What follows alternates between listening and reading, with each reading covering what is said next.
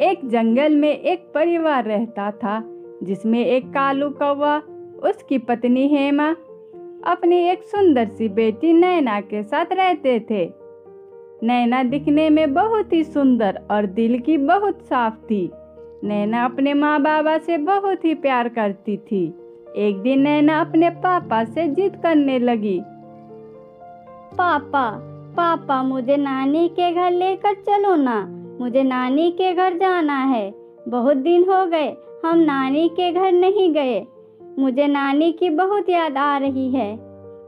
अच्छा, तो मेरी प्यारी सी बेटी को नानी के घर जाना है। अच्छा, तो हम कल नानी के घर चलते हैं, ठीक है?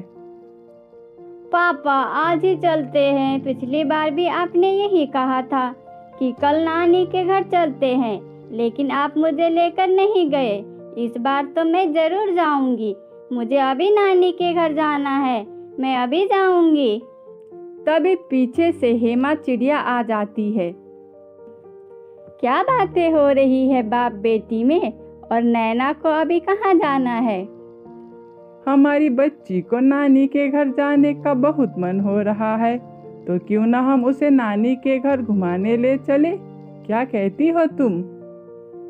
आप भी ना बच्चों के जिद के सामने बच्चे बन जाते हैं। जरा बाहर तो देखिए, अंधेरा होने वाला है। अभी हम जाएंगे तो आधे रास्ते में ही अंधेरा हो जाएगा। एक काम करते हैं, कल सुबह सुबह चले जाते हैं। हाँ, ये सही रहेगा, हम कल सुबह सुबह चले जाएंगे, ठीक है मेरी बच्ची? फिर दूसरे दिन सुबह सुबह वो सब नानी के घर जाने के लिए रवाना हो जाते हैं। जाते जाते नैना चिड़िया को रास्ते में बहुत प्यास लगती है, तो वो सब एक जगह पर रुक जाते हैं। कालू कौवा पानी ढूंढने चला जाता है। नैना अपनी माँ के साथ वहीं रुकी हुई होती है कि तभी एक दुर्घटना घट जाती है। पहाड़ी से एक पत्थर लुढ़क कर हेमा को कुचल देता है, जिसमें हेमा की मौत हो जाती है। ये देख नैना बहुत रोने लगती है। माँ माँ आपको क्या हो गया? माँ माँ आप बोलते क्यों नहीं? माँ आप कुछ तो बोलिए। तभी पीछे से कालू कौवा भी आ जाता है। अपनी पत्नी को मरा देख कालू कौवा बहुत दुखी हो जाता है।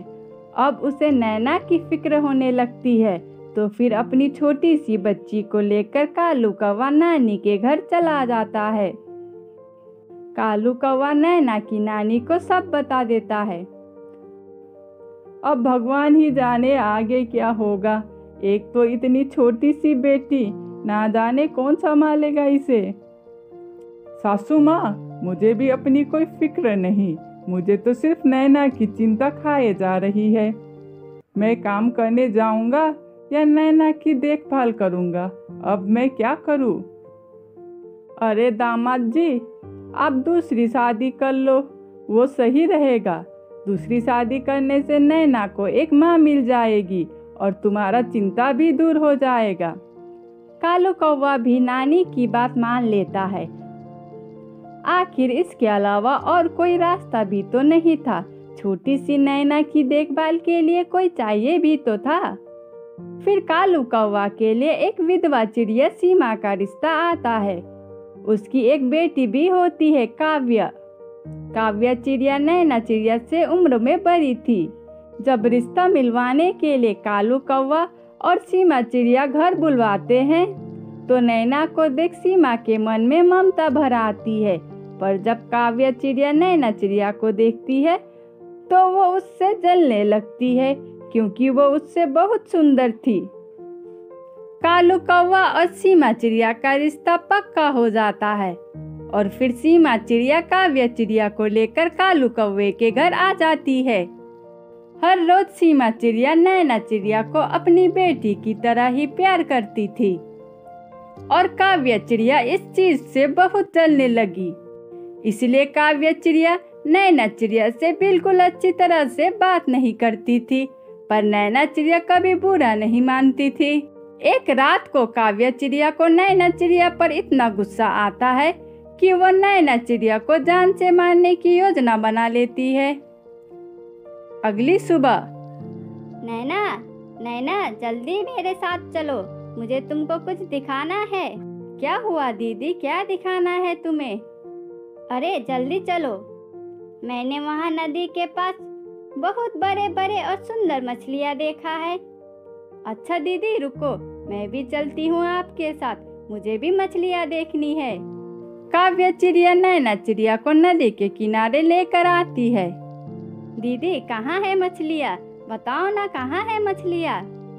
तुम नदी के और पास जाकर देखो, तभी तुम्हें मछलियाँ दिखाई देगी। नैना चिड़िया नदी के और पास चली जाती है।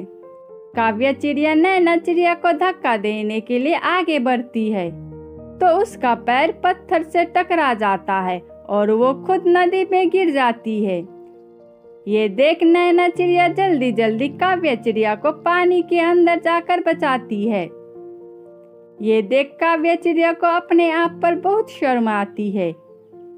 वो जिस बहन को मारने का योजना बनाकर आई थी, आज उसी बहन ने उसकी जान बचाई।